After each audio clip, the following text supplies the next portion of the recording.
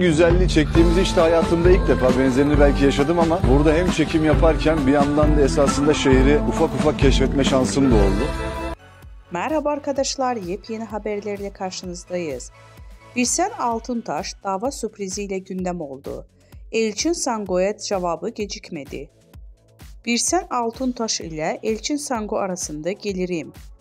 Dizi sektöründe yaşanan tekelleşme iddiaları hakkında yaptığı açıklamalarıyla gündeme gelen Birsen Altuntaş, Elçin Sango'ya dava açtı. İkili arasında yaşanan atışmalardan sonra Elçin Sango Birsel Altuntaş'a gerilmişti.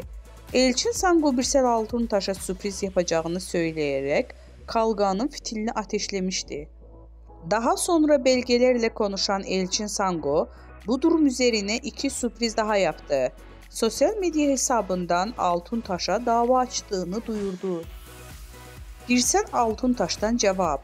Ünlü oyuncu Elçin Sango dün sana iki sürpriz daha var diyerek Altuntaş'a dava açtığını ilan etmişti.